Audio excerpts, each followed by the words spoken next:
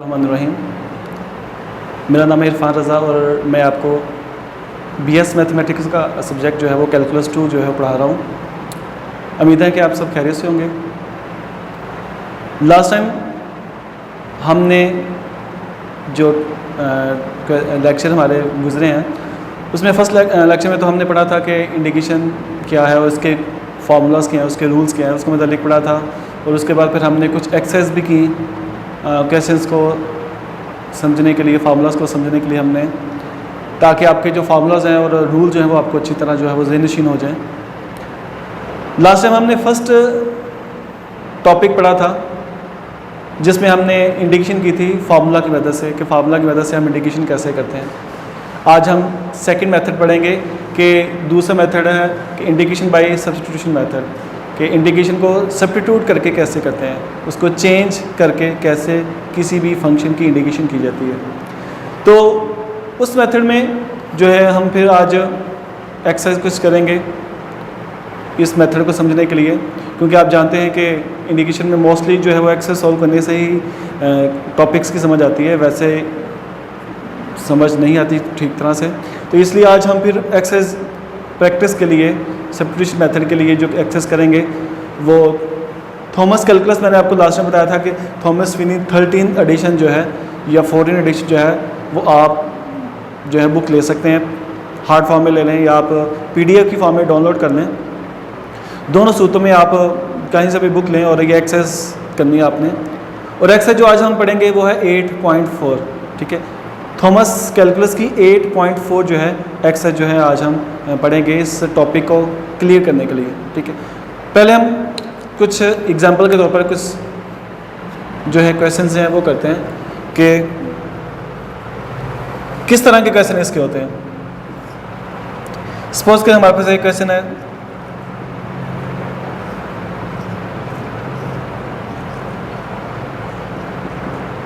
Question है a dt over 2 over at plus b under root. ये हमारे पास क्वेश्चन। अब हमने इसकी इंडिकेशन करनी है बाई सब्स्टिट्यूशन मेथड। तो इस मेथड के लिए सब क्या करते हैं, हम इसको सब्स्टिट्यूट करते हैं, इसको मुतबादल मेथड से कि कोई भी चेंज वेरिएबल करके इसको हल करेंगे। चेंज वेरिएबल क्या करेंगे, हमने जो नीचे वाली वैल्यू at प्लस b, इसको हमने कोई नाम जो है वो दे दिया। हमने क्या दिया है, ये सारी वैल्यू जो है वो हमारे पास बराबर है t के। t वैल्यू है, इसको हमने z का नाम दे दिया। z इक्वल टू आपका से at प्लस b, ठीक है। हमने नीचे वाली पूरी जो अंडर रूट वाली वैल्यूज थी उसको हमने z का नाम दे दिया। जब भी होल पावर जो होती है उसको हम कोई वेरिएबल, जैसे हमने z का है, आप इसे x y u v जो मर्जी नाम दे सकते हैं, वो नाम देना है जो इसमें पहले से मौजूद ना हो। इसमें t था तो t नहीं दे सकते, इसके अलावा कोई भी नाम जो है वो दे सकते हैं। नाम देने के बाद हम फिर इसकी डिफरेंशियल लेंगे। इसका डिफरेंशियल लेंगे तो z का डिफरेंशियल dz आ जाएगा और t का डिफरेंशियल आ जाएगा dt और b का 0 हो जाएगा। अब जब हमने इसका डिफरेंशियल लिया तो हमारे पास देखिए आ गया a dt इक्वल टू आ गया dz की इक्वल, ठीक है। अब जब हमने इसकी डिफरेंशियल ली तो हम देख रहे हैं हमारे पास जो क्वेश्चन दिया हुआ था उसमें ऊपर है a dt, तो देखिए a dt जो है ये बराबर आ गया है dz के, और ये वैल्यू सारी की सारी हमने बराबर रखी थी z के। तो जब हम इसमें वैल्यूज पुट करेंगे तो ऊपर आ जाएगा dz और नीचे आ जाएगा 2 अंडर रूट z। देखिए हमारे पास ये वैल्यू जो है वो आ जाएगी। अब हम देख रहे हैं हमारे पास dz और 2 अंडर रूट z जो है वो आ गया है। तो अब हमारे पास ये पिछला टॉपिक बन गया जो हमने लास्ट टाइम लेक्चर में पढ़ा था कि हमारे पास देखिए सिंपल एक वेरिएबल आ गया। अब इसकी इंडिकेशन करेंगे तो इससे ऊपर आके नफी कर देंगे और जो कोफिशिएंट है वो इंटीग्रल से बाहर आ जाएगा। ये देखिए ऊपर आके हमसे हमने माइनस कर दिया और यहाँ पर अब हम पावर रूल जो है वो यूज़ कर लेंगे। z की पावर -1/2 है। अब इस पर पावर रूल यूज़ करेंगे कि इसकी पावर में एक हम ऐड कर देंगे और उसी से ही डिवाइड कर देंगे। तो 1/2 से कट जाएगा और बाकी रह जाएगा z square root plus c। Subtraction करने के बाद जो लास्ट में आंसर आएगा उस आंसर में आपने वैल्यू ज़रूर पुट करनी है जो आपने सपोज की थी। हमने सपोज किया था z equal to at plus b है, तो लास्ट में उस z की जगह पे आपने वो वैल्यूज़ पुट करनी है। जब z की वैल्यूज़ पुट करेंगे तो फिर हमारे पास कंप्लीट जो है वो आंसर आएगा। जैसे आ गया at plus b plus c, ठीक है।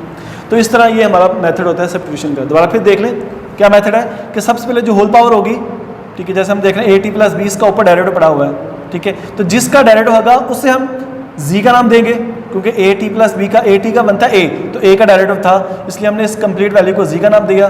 फिर हमने इसका डिफरेंशियल लिया, z का dz और t का dt, a वैसे आ गया। दोनों वैल्यूज को हमने दोबारा क्वेश्चन में पुट कर दिया, ऊपर वाली वैल्यूज इक्वल टू dz है और नीचे वाली 2 वैसे आ गया और ये आ गया √z। √z जो है वो ऊपर आके नफी हो गया और जो 2 है वो कांस्टेंट जो है इंटीग्रल से बाहर आ जाएगा। अब इस पे हमने पावर रूल यूज़ कर लिया कि पावर में 1 जमा और वही नीचे, तो 1/2 कट गया और लास्ट में z की वैल्यूज पुट कर दी, तो ये हमारा सोल्यूशन आ जाएगा। इसी तरह कोई और हम क्वेश्चन जो है वो लेते हैं। सपोज करें हमारे पास है x आवर 4 + x² dx। अब ये हमारे पास क्वेश्चन है, इसको हमने सॉल्व करना है। अब हम देख रहे हैं हमारे पास 4 + x² है। अब इसका ऊपर डेरिवेटिव बनता है, x के का डेरिवेटिव बनता है 2x, ऊपर 2x 2 नहीं है, तो हमने क्या किया, 2 से डिवाइड और 2 से मल्टीप्लाई कर दिया। 2 से डिवाइड और मल्टीप्लाई करने के बाद अब हम देख रहे हैं कि हमारे पास 4 + x² का ऊपर जो है वो डेरिवेटिव कंप्लीट हो गया। अब ये क्वेश्चन बन गया, जैसे इसमें भी ऊपर डेरिवेटिव था, अब इसमें भी ऊपर डेरिवेटिव पड़ा हुआ है, तो हम फिर सपोज करेंगे, हमने सपोज किया कि जो जिसका डेरिवेटिव है उसे हमने एक न्यू वेरिएबल का नाम दिया, z का नाम दे दिया, ठीक है। z का नाम देने के बाद अब हम इसकी डिफरेंशियल लेंगे, तो z का dz 4 का 0 और x² का 2x और dx आ जाएगा। उसके बाद हमारे पास देखिए दोनों वैल्यूज आ गई। हर दफ़ा ऐसा ही होगा कि जब भी आप फंक्शन को z का नाम देंगे तो उसका जो डेरिवेटिव है वो लाजमी dz बन जाएगा, क्योंकि ये फंक्शन है, इसका डेरिवेटिव ऊपर पड़ा हुआ है, इसलिए जब भी इसकी डेरिवेशन करेंगे तो उसका आंसर जो है वो dz लाजमी बनेगा। जैसे इसमें भी ऐसा हुआ था, ये z था तो ऊपर जो डेरिवेटिव था वो इक्वल टू dz आ गया था, तो इसमें भी ऐसा ही होगा। तो अब हम अगेन दोबारा उसमें वैल्यूज पुट कर देंगे जो हमने सपोज किए हैं। 1/2 एज इट इज़ आ जाएगा और ये फंक्शन बराबर है z के, बल्कि ये फंक्शन dz, ये नीचे फंक्शन है तो ये इक्वल है z के, और ऊपर इसका डेरिवेटिव था 2x dx, तो ये बराबर है dz के। इसके ऊपर आगे हमने नफी करेगा, जैसे पिछले क्वेश्चन में हुआ था सेम एज वही आ गया। इस पे अगेन हमने फिर वही फार्मूला यूज़ कर लिया कि पावर में 1 जमा और वही नीचे आ जाएगा, तो 1/2 से फिर कट जाएगा, तो सिर्फ √z रह जाएगा। और मैंने आपको बताया था लास्ट क्वेश्चन में भी कि लास्ट में z की वैल्यू पुट करनी है, जो हमने सपोज किया है उसकी वैल्यू जो है वो पुट कर दें। z की वैल्यू है हमारे पास 4 + x², हमने लास्ट में z की वैल्यू पुट कर दी, तो देखें ये हमारे पास इसका सोल्यूशन आ जाएगा। इस तरह हम किसी भी फंक्शन की सब्स्टिट्यूशन कर सकते हैं। सबसे पहले आपने देखना है कि उसका डेरिवेटिव है या नहीं है, डेरिवेटिव पहले इसे कंप्लीट करें और उसके बाद इसकी सब्स्टिट्यूशन कर लें, नाम दें z का और आगे उसकी डायरेक्शन करेंगे, तो हमारे पास जो है क्वेश्चन जो है वो dz जो है वो खुद ही बन जाएगा, ठीक है। उसके बाद अब हम कोई और एग्जांपल करते हैं, और एग्जांपल में कोई क्वेश्चन हम देखते हैं।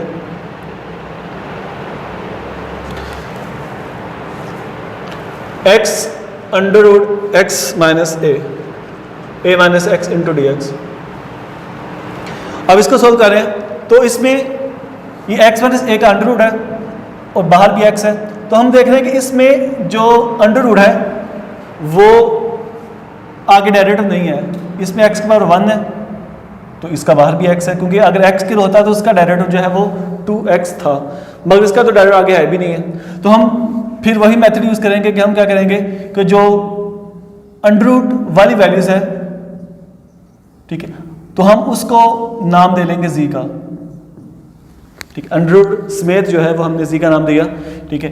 अब हम क्या करेंगे, इसको स्केल लेंगे, हम अंडर वाली वैल्यूज को अगर हम हल करेंगे तो देखिए इसका स्केल लेने से हमारे पास x की वैल्यू आ सकती है, क्योंकि अगर हम अंडर ना लें और इसे वैसे हल कर लें तो हमारे पास जो है वो मजीद सॉल्व नहीं होगा और हमारे पास x की वैल्यूज भी नहीं आएगी। तो हमने x की वैल्यू निकालने के लिए पूरी वैल्यूज को z का नाम दिया, फिर उसका स्केल लिया, स्केल लेंगे तो स्केल रूट जो है वो कैंसिल हो जाएगा।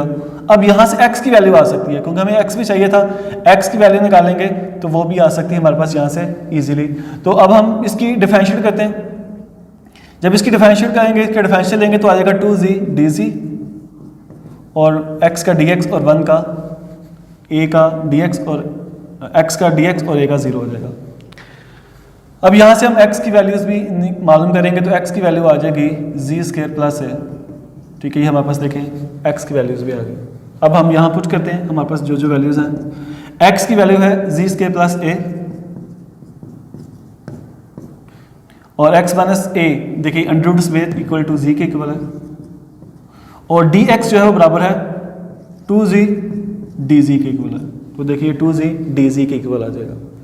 अब इसमें 2 जो है उसको बाहर ले आए और बाकी है z इंटू जी स्क्वायर और जी स्क्वायर प्लस a स्क्वायर वैसे लिख लें। जी स्क्वायर को मल्टीप्लाई कर दें अंदर, तो G 4 plus a G square into D G आ जाएगा। अब देखिए हमारे पास ये सिंपल फंक्शन बन गया। अब देखिए इसकी पावर दोनों की आ गई, हम आसानी से पावर रूल जो है वो यूज़ कर सकते हैं। ठीक है, इन दोनों को हल करेंगे पावर रूल के ज़रिए। पावर रूल यूज़ करेंगे, इसकी पावर में एक ऐड कर देंगे और उसी से ही डिवाइड कर देंगे, और यहाँ भी इसकी पावर 2 है तो इसकी पावर में भी एक ऐड करेंगे और उसी से ही डिवाइड कर देंगे प्लस सी। ठीक है, इन दोनों को सेपरेट करके भी इंडिकेशन कर सकते हैं, जैसे हमने लास्ट सेक्शन में पढ़ा था। इसे हम डायरेक्ट भी इंडिकेशन कर सकते हैं, क्योंकि वो क्वेश्चन शॉर्ट थे इसलिए हम उसको थोड़ा लॉन्ग करने के लिए सेपरेट करके उसकी इंडिकेशन कर रहे थे। ये क्वेश्चन पहले लॉन्ग है तो हम इसमें डायरेक्ट भी इंडिकेशन कर सकते हैं, नाम भी सेपरेट करें तो कोई मसला नहीं है। अब हम लास्ट में z की वैल्यूज पुट कर देंगे। मतलब हम 2 को मल्टीप्लाई करते हैं अंदर, 2 को मल्टीप्लाई करने के बाद फिर हम z की वैल्यू जो है वो पुट करेंगे। z की वैल्यू हमारे पास है x minus A under root. तो जब यहाँ हम x minus A under root लगाएंगे तो हम जानते हैं x माइनस ए आ जाएगा, अंडर रूट होता है 1/2, तो इसकी पावर 5 है तो ये आ जाएगा 5/2, और यहाँ भी x माइनस ए इसकी पावर 3 है तो आ जाएगा 3/2। ठीक है, तो देखिए हमारे पास सोल्यूशन आ जाएगा। ठीक है, तो ये हमारे पास मेथड है। मैंने आपको बता दिया कि जब भी हमारे पास जो अंडर रूट में वैल्यूज थी उसको हमने जी का नाम दिया, उसका स्केयर लिया, स्केयर मालूम करने के बाद फिर हमने उसका डिफरेंशियल लिया और वैल्यू जो थी क्वेश्चन में पुट कर देंगे तो हमारा क्वेश्चन बिल्कुल शॉर्ट सी फॉर्म में आ जाएगा और वहाँ पावर रूल के जरिए हम इसे आसानी से हल कर सकेंगे। कोई और हम एग्जांपल करते हैं समझने के लिए क्वेश्चंस को।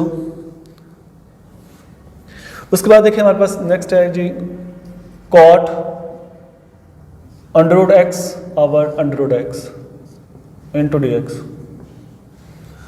अब हमें ये दे दिया cot under root x into under root x. इसको हम थोड़ा सा पहले अरेंज करेंगे।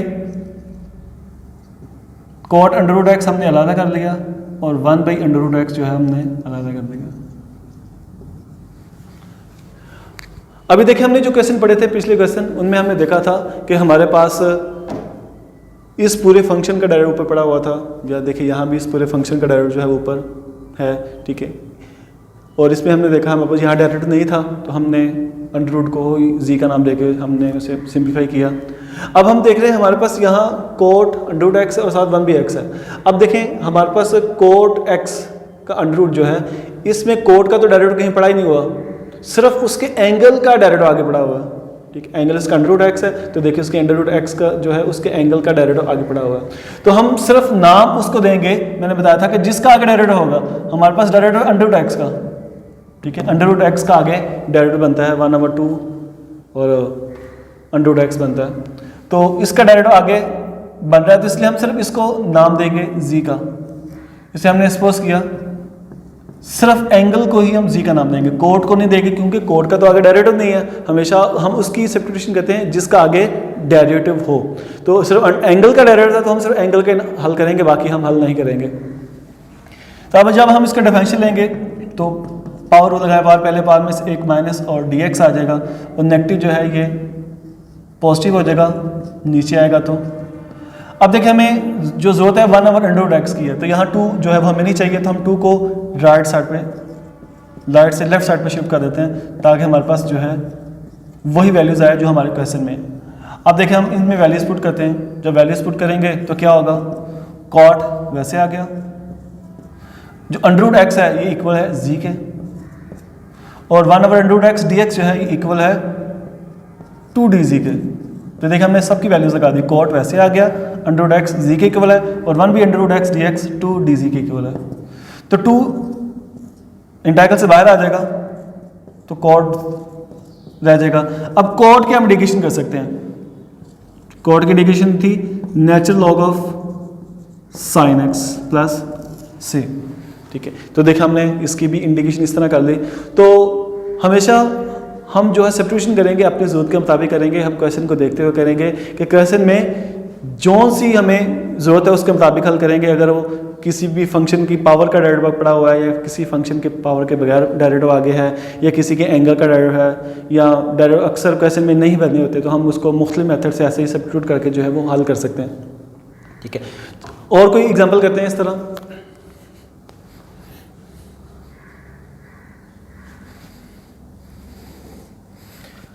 अच्छा, हमारे पास है 1 माइनस साइन एक्स या 1 प्लस साइन एक्स, कुछ भी आ जाए, माइनस आ जाए या प्लस आ जाए, मेथड एक ही है।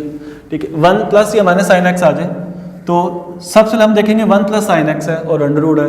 अगर अंडर रूट ना होता तो हम इसकी इंडिकेशन तो एक लाइन में कर देते हैं, 1 की इंडिकेशन एक्स आ जानी थी और साइन की माइनस कोस आ जानी थी, मगर इस पर तो अंडर रूट भी है।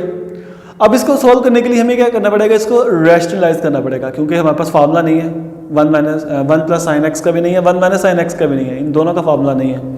तो इसको अब हल करने के लिए हम इसको पहले रैशनलाइज करते हैं। इसको हम रैशनलाइज करेंगे तो हमने साइन 1 मैंने साइन के साथ इसको रैशनलाइज किया, इसका साइन चेंज करके इसको मल्टीप्लाई और डिवाइड किया। रैशनलाइज करने के बाद इसको आपस में मल्टीप्लाई किया, 1 माइनस साइन इंटू साइन, ऊपर साइन स्क्वायर हो गया और नीचे 1 minus sine as it is आ जाएगा। अब 1 minus sine square x under root है तो ये आ जाएगा cos square x, under root square से कैंसिल हो जाएगा और सिर्फ बाकी रह जाएगा ऊपर कॉस एक्स।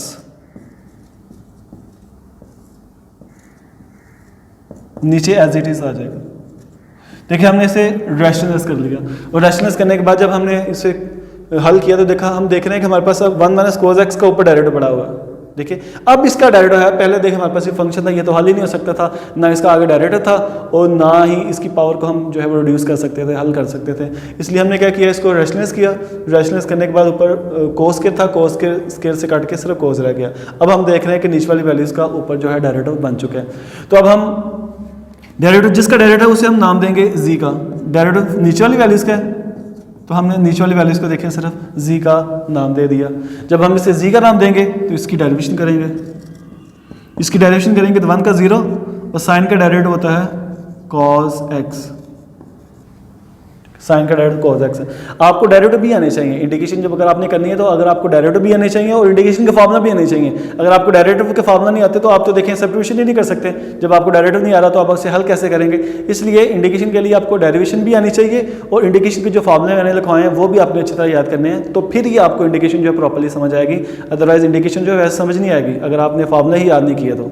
ठीक है, देखें हम पढ़ रहे थे कि हमने 1 माइनस साइन एक्स को जी का नाम दिया, इसकी डेरिवेशन की, तो 1 का 0 साइन का आ गया कॉस एक्स। ठीक है, अब हम देख रहे हैं कि हमारे पास ऊपर सिर्फ कॉस एक्स है, माइनस नहीं है हमारे पास, तो हमने माइनस को लेफ्ट साइड पे शिफ्ट कर लिया क्योंकि हमें माइनस नहीं चाहिए। अब हम इसमें वैल्यूज पुट करते हैं। देखिए cos x D x equal है माइनस डी एक्स के, माइनस डी जी के, और नीचे 1 माइनस साइन एक्स बराबर है जी के, तो नीचे आ जाएगा अंडर रूट जी। ठीक है, कोस एक्स डी एक्स बराबर था माइनस डी जी के, इसकी जगह पे हमने लगा दिया माइनस डी जी, और जो 1 माइनस साइन एक्स है इसकी जगह पे हमने लगा दिया जी। अब जी को ऊपर आके नफी कर लें ताकि हम इस पर रूल अप्लाई कर सकें। अब इस पर रूल लगा दिया कि पावर में 1 हमने ऐड किया और उसी से ही डिवाइड कर दिया, और लास्ट में हमने जी की वैल्यूज़ लास्ट में पुट करनी है। जी की वैल्यूज़ जो है वो पुट करें तो फिर हमारा कंप्लीट सोल्यूशन आएगा। जी की वैल्यू हमारे पास है 1 माइनस साइन एक्स। ठीक है, तो हमने जी की वैल्यूज़ जो है वो पुट कर दी, तो देखिए ये हमारे पास इसका कंप्लीट सोल्यूशन आ जाएगा। ठीक है, तो ये मेथड होता है सब्स्टिट्यूशन करने का, जिसके ज़रिए हम किसी भी वैल्यूज़ को सब्स्टिट्यूट करके उसको आसानी से सॉल्व कर सकते हैं। ठीक है, अब हम कुछ स्पेशल मेथड पढ़ते हैं सब्स्टिट्यूशन के। ये तो हमारे पास रेगुलर मेथड है जो हम रूल्स को फॉलो करते हुए पढ़े थे। अब हमारे पास कुछ स्पेशल मेथड हैं वो पढ़ते हैं ताकि आपको जो है क्वेश्चन करने में मज़ीद आसानी हो। आगे जो एडवांस क्वेश्चन आएंगे सब्स्टिट्यूशंस के, तो कुछ सब्स्टिट्यूशन है जो रेगुलर यूज़ की जाती है वो आप आपने याद रखनी है। ज़्यादा नहीं है, सिर्फ 3 सब्स्टिट्यूशन है जो हम पढ़ेंगे। अच्छा जी, इसमें सम इम्पोर्टेंट सब्स्टिट्यूशन जो है वो सबसे पहले इस पे जो है वो आपने याद रखनी है। हमारे पास ऐसी फॉर्म आ जाए कि अंडरवुड में एक्स स्क्वायर प्लस ए स्क्वायर की फॉर्म आ जाए, ठीक। अंडरवुड ना भी हो, कोई भी पावर आ जाए, ज़रूरी नहीं है कि अंडरवुड हो, ये तो फार्मूला बेसिक फार्मूला इसलिए अंडरवुड लिखा है कि ए स्क्वायर प्लस एक्स के अंडरवुड में कोई भी फॉर्म आ जाए। ए मीन कांस्टेंट है यहाँ और एक्स वेरिएबल है, तो हम वहाँ सपोज करेंगे let X is equal to A tan theta, A tan theta उसे हम सपोज करेंगे अगर एक्स के प्लस ए स्क्वायर आ जाए तो। दूसरी है अगर हमारे पास ए स्क्वायर माइनस एक्स स्क्वायर आ जाए तो हम सपोज करते हैं ए साइन थीटा, ठीक है। और तीसरी है अगर हमारे पास X square minus A square आ जाए तो X square minus A square आ जाए तो वहाँ हम सपोज करते हैं X is equal to A secant theta, ठीक है। तो यहाँ भी ये सब्स्टिट्यूशन यूज़ की जाती है, ये मुख्तलिफ जो हम पढ़ते हैं। और इसके अलावा और भी रख सकते हैं हम, ए tan थीटा है तो इसको हम ए साइन हाइपरबोलिक थीटा भी रख सकते हैं, ठीक है। या इसको हम ए कॉस हाइपरबोलिक थीटा भी रख सकते हैं। तो रेगुलर जो ज़्यादा यूज़ होती है वो ए tan थीटा और ए साइन और एक सीकेंड अप्लाई होती है। तो ए tan को हाइपरबोलिक साइन भी रख सकते हैं और सीकेंड को हाइपरबोलिक कॉस भी रख सकते हैं। ये भी हमारे पास मेथड होते हैं इसको सॉल्व करने के, मगर आपने जो पढ़े हुए हैं उसके मुताबिक हम हल करते हैं। मैं आपको एक एक क्वेश्चन इसका करके बताता हूँ ताकि आपको क्लियर हो कि इसको हल कैसे किया जाता है। अच्छा देखिए, हम पढ़ते हैं पहले हमारे पास question 1 over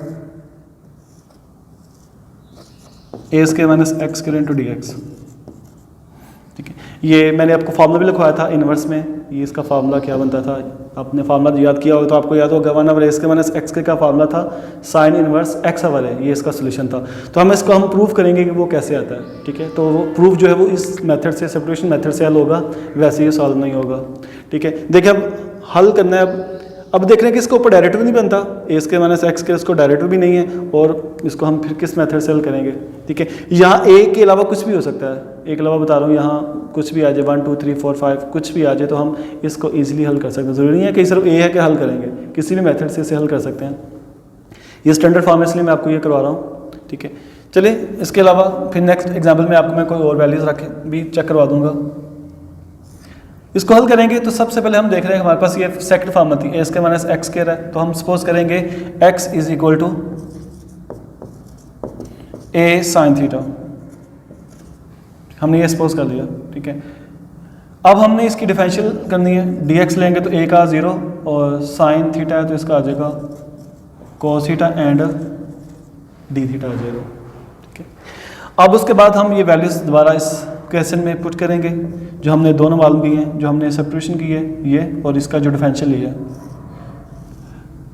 1 as it is आ गया, ए स्क्वायर भी वैसे ही आ गया, एक्स की वैल्यू है ए साइन थीटा, एक्स की वैल्यू आपने पुट कर दी ए साइन थीटा, स्क्वायर वैसे आ जाएगा ऊपर, और डी एक्स बराबर है ए कोस थीटा, ए कोस थीटा डी थीटा। इसमें से हमने ए स्क्वायर जो है वो कॉमन ले लिया, तो बाकी रह जाएगा 1 minus sine square theta. 1 minus sine square theta होता है कॉस स्क्वायर थीटा के इक्वल।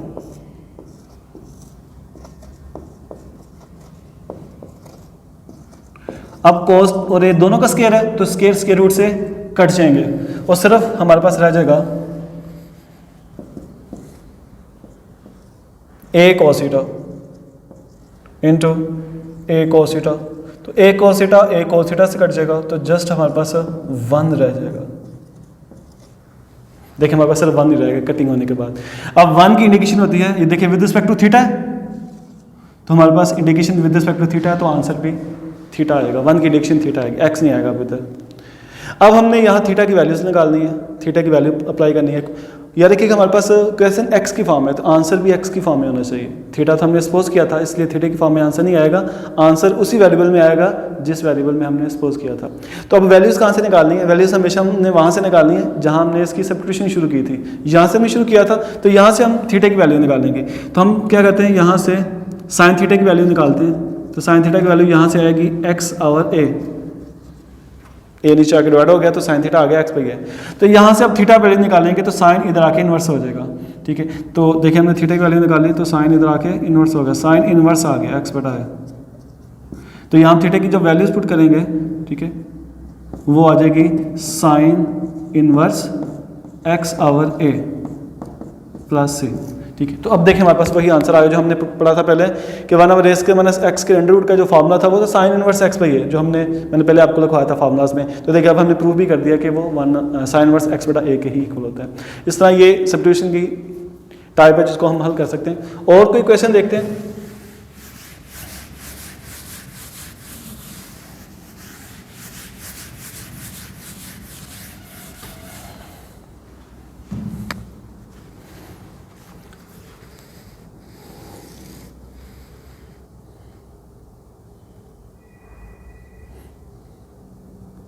अच्छा, हम क्वेश्चन अब करते हैं। कोई भी क्वेश्चन आप एग्जांपल या कोई भी क्वेश्चन आप करें अपनी प्रैक्टिस के लिए। मैं आपकी प्रैक्टिस के लिए क्वेश्चन बता रहा हूँ। फर्स्ट करें, आपके पास एक क्वेश्चन है कि integral of dx over X square plus 4x plus 13। ठीक, अब ये हमने सॉल्व करना है। अब हम इसको सॉल्व कैसे करेंगे? पहले तो हम देखेंगे कि ये बाय फार्मूला मेथड से हो सकता है। हम देखेंगे अगर हम इसको बाय फार्मूला देखें तो इसका हम डेरिवेटिव देखना पड़ेगा कि नीचे वाले का ऊपर डेरिवेटिव है कि नहीं है। तो अब देखें नीचे वाले का ऊपर डेरिवेटिव नहीं बन रहा, कहीं भी किसी का डेरिवेटिव नहीं है। अब डेरिवेटिव नहीं बन रहा तो फिर हम नेक्स्ट स्टेप देखेंगे। अब देखते हैं क्या इसकी सब्स्टिट्यूशन भी हो सकती है कि नहीं हो सकती। ठीक है, अब इसकी सब्स्टिट्यूशन जब भी आपने करनी हो तो अगर आपका ऐसी वैल्यू स्क्वायर में आ जाए या किसी भी बड़ी पावर में आ जाए तो हम सबसे पहले उसका जो है वो स्क्वायर कंप्लीट करते हैं। इसका स्क्वायर कंप्लीट करते हैं। तो स्क्वायर कंप्लीट करने के लिए हमने क्या किया, एक्स स्क्वायर प्लस 4x है तो हमने ये 13 है, 13 को हमने 4 प्लस 9 कर लिया ताकि ये स्क्वायर बन सके, एक्स स्क्वायर प्लस 4x वाली जो वैल्यूज़ है। तो स्क्वायर बनाने के लिए हमने 13 को 4 और 9 कर लिया। 4 और 9 करने के बाद x square plus 4x plus 4 जो है ये तो बन जाएगा x प्लस 2 का होल स्क्वायर। ठीक है, ये आ गया। इतनी जो वैल्यूज़ है ये बन जाएगी हमारे पास है x प्लस 2 का होल स्क्वायर, और जो 9 है ये आ जाएगा 3 का स्क्वायर। ठीक है, फार्मूला के लिए देखिए हमने सब्स्टिट्यूशन पढ़ी है, जब तक स्क्वायर हो, जब तक देखिए स्क्वायर नहीं है, देखिए सबका स्क्वायर है, जब तक स्क्वायर नहीं होगा तब तक हम फार्मूला अप्लाई नहीं कर सकते सब्स्टिट्यूशन वाला जो मेथड है। तो अब हम देख रहे हैं हमारे पास ये है x प्लस 2 का स्क्वायर, ये 3 का स्क्वायर। तो इससे कंपेयर करें तो हमारे पास देखें ये बनता है पहला एक्स स्क्वायर प्लस ए स्क्वायर। ठीक है, देखिए दोनों प्लस भी हैं, दोनों स्क्वायर में भी हैं। तो x प्लस 2 ये हमारे पास x है और जो 3 है ये a है। तो अब हम ये फर्स्ट सब्स्टिट्यूशन यूज़ करेंगे। हम सपोज करेंगे ये हमारे पास सारा x है तो हम लिखेंगे x is equal to a हमारे पास है इसमें 3 और tan थीटा वैसे आ जाएगा। तो देखिए हमारे पास सब्स्टिट्यूशन आ गई। x प्लस 2 को हमने x का नाम दे दिया और a को हमने 3 का नाम दे दिया। तो ये आ गया x equal to a tan theta. अब इसका डिफरेंशियल लें, डिफरेंशियल लेंगे तो tan का डिफरेंशियल होता है, tan का डेरिवेटिव लेंगे तो tan का सीकेंड स्क्वायर x और dx आ जाएगा और x का dx। उसके बाद हमने जो दोनों वैल्यूज़ हैं इसमें दोबारा पुट की जो हमने क्वेश्चन लिया था। तो dx बराबर है 3 secant square theta d theta के, ये dx की वैल्यू लगा दी, और नीचे x प्लस 2 इक्वल है 3 tan थीटा के, और 3 इसके वैसे आ जाएगा। अब 3 secant square theta D theta as it is लिख लें। इसका स्क्वायर ओपन करें 9 tan स्क्वायर थीटा प्लस 9। उसके बाद हमने 9 कॉमन लिया और 9 कॉमन लेने के बाद बाकी रह गया हमारे पास tan स्क्वायर थीटा प्लस 1। 9 3 से कट जाएगा, बाकी 3 रह जाएगा और नीचे फार्मूला बन जाएगा हमारे पास 1 प्लस tan स्क्वायर थीटा का फार्मूला है सीकेंड स्क्वायर थीटा। तो सीकेंड से भी कट जाएगा। तो बाकी जस्ट रह जाएगा 1/3, सिर्फ 1/3 रह गया। अब 1/3 की इंडिकेशन करते हैं, तो 1/3 ये तो एक कांस्टेंट है, तो ये इंटीग्रल से बाहर आ जाएगा, तो सिर्फ 1 रह जाएगा हमारे पास, और 1 की इंडिकेशन होती है थीटा। तो देखिए हमने 1 की इंडिकेशन जो है वो थीटा कर दी। अब हमारे पास थीटा चाहिए, क्योंकि हमारे पास थीटे की वैल्यू जो है वो x की फॉर्म में है। देखिए मेरे क्वेश्चन x की फॉर्म में, तो आंसर भी x की फॉर्म में होना चाहिए। अब हम थीटे की वैल्यूज निकालते हैं, जहाँ से हमने स्टार्ट शुरू किया था सब्स्टिट्यूशन का, हमने यहाँ शुरू किया था, यहाँ से हमें थीटे की वैल्यू चाहिए। तो थीटे की वैल्यू निकालने का फिर वही मेथड जो हमने लास्ट क्वेश्चन में किया था कि हमें सबसे पहले यहाँ से tan थीटे की वैल्यूज निकालेंगे। तो tan थीटा की वैल्यू आएगी x + 2/3। तो थीटा निकालेंगे तो tan इधर आके इन्वर्स हो जाएगा, तो मतलब हमारे पास वैल्यू आ गई tan इन्वर्स x + 2/3। तो देखिए हमारे पास सोल्यूशन आ जाएगा इंटीग्रेशन बाय सब्स्टिट्यूशन मेथड से, हमने इसको हल कर दिया। तो इस तरह देखिए हमारे पास ये स्पेशल मेथड भी हैं इंटीग्रेशन को सब्स्टिट्यूशन करने के, और भी बड़े मेथड होते हैं जिसके हम हल कर सकते हैं। तो इसी तरह एक और एग्जांपल करते हैं, ताकि आपको मज़ीद जो है वो क्लियर हो जाए कि हम क्वेश्चन को और कैसे सॉल्व कर सकते हैं। कोई भी एग्जांपल देख लें।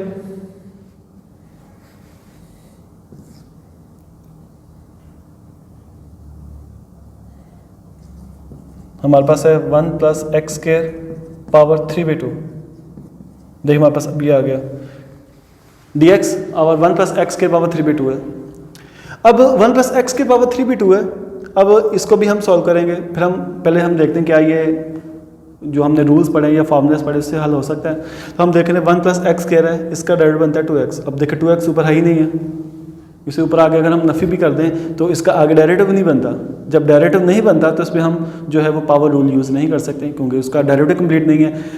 2x होना चाहिए, यहाँ तो x भी नहीं है। अगर x होता तो हम 2 से डिवाइड मल्टीप्लाई करके इसे पूरा कर लेते हैं। यहाँ तो x भी नहीं है, तो हम वेरिएबल को डिवाइड और मल्टीप्लाई नहीं कर सकते।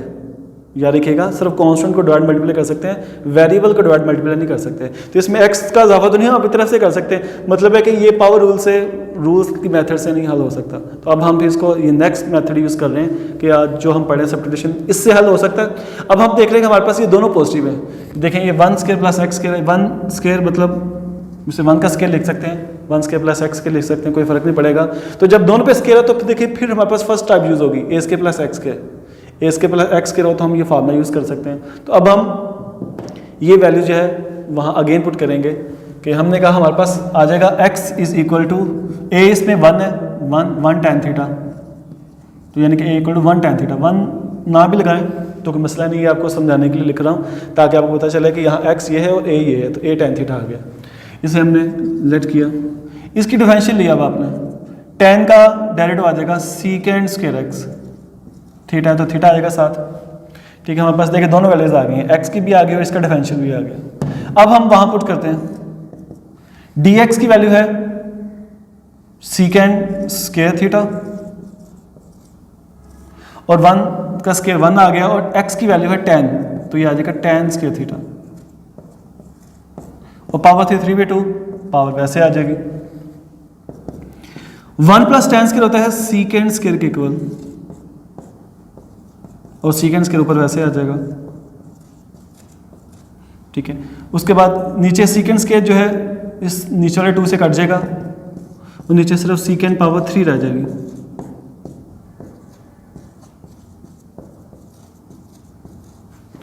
अब sec² है और नीचे sec³ आ जाएगा, तो क्यूब 2 से कट जाएगा, तो नीचे सिर्फ एक sec आ जाएगा, और 1/sec होता है cos के इक्वल।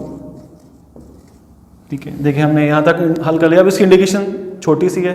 अब cos की इंडिकेशन होगी सिर्फ sin थीटा प्लस c। देखिए हमारे पास वैल्यूज पूरी आ गई, sin थीटा प्लस c। अब देखिए हमारे पास आंसर देखते हैं। हमारे पास आंसर थीटा की फॉर्म में आया और क्वेश्चन हमारा x की फॉर्म में है। तो यहाँ क्वेश्चन हमारा अभी भी कंप्लीट नहीं है, हमें तो सिर्फ थीटे की वैल्यू चाहिए, sin थीटा की वैल्यू चाहिए। तो हम यहाँ से निकालते हैं sin थीटा। अब देख रहे हैं हमारे पास कीमत तो tan थीटा = x है, sin थीटा तो यहाँ से नहीं आ सकता, तो हम यहाँ से कीमत निकाल लेते हैं, वैल्यूज निकालते हैं। हम पाइथागोरस थ्योरम यूज़ कर लेते हैं कि हमारे पास देखें tan होता है परपेंडिकुलर बाई बेस, इसमें परपेंडिकुलर और बेस है, ये 1 और ये x आ जाएगा। ठीक है, अब हम हाइपोटेनस निकालते हैं। फार्मूला हमने पढ़ा हाइपोटेनस के इक्वल टू बेस के प्लस परपेंडिकुलर के। हाइपोटेनस हमने मालूम करना है, बेस आपके पास 1 है, परपेंडिकुलर x है, तो हाइपोटेनस आ जाएगा 1 प्लस x के। ठीक है, अब ये आ गया आपके पास h, हाइपोटेनस आ गया। अब हम वैल्यूज निकालते हैं। साइन होता है परपेंडिकुलर बाई हाइपोटेनस। परपेंडिकुलर हमारे पास x है, देखिए यहाँ साइन अगर निकालेंगे तो क्या आएगा, परपेंडिकुलर बाई हाइपोटेनस आएगा। परपेंडिकुलर x है और हाइपोटेनस जो है वो 1 प्लस एक्स के है, तो देखिए साइन की ये वैल्यू आ गई x आवर 1 प्लस एक्स के प्लस c। ठीक है, तो देखिए इस तरह हम किसी भी क्वेश्चन में सब्स्टिट्यूशन कर सकते हैं अपनी ज़रूरत के मुताबिक। ठीक है, क्वेश्चन सब्स्टिट्यूशन स्पेशल होती है क्वेश्चन को सिंपल करने के लिए, आसान करने के लिए, और कुछ क्वेश्चन ऐसे होते हैं जो बगैर सब्स्टिट्यूशन के हल भी नहीं होते। तो आप ये एक्सरसाइज कीजिएगा जो मैंने आपको ये आज क्वेश्चन करवाए हैं। एक्सरसाइज मैंने बता दी 8.4 जो है, 8.4 में से ये सारे मैंने क्वेश्चन आपको सोल्यूशन करवाए हैं। थॉमस फिनी की मैंने बता दिया था आपको, थॉमस कैलकुलस जो है उसका 13 एडिशन आप लें, PDF के फॉर्म में ले लें या आप हार्ड फॉर्म में लें, बुक ले लें, तो उसमें आपने ये एक्सेस करनी है 8.4। ठीक है, 8.4 में ये सारे क्वेश्चन जो है वो आपको वहाँ से मिल जाएंगे, और मज़ीद एक्सरसाइज में क्वेश्चन काफ़ी हैं प्रैक्टिस करने के लिए। तो आप इंशाल्लाह वो प्रैक्टिस करें तो इंशाल्लाह आपको ये मज़ीद जो क्वेश्चन वो सारे क्लियर हो जाएंगे। ठीक है, तब तक के लिए अल्लाह हाफ़िज़।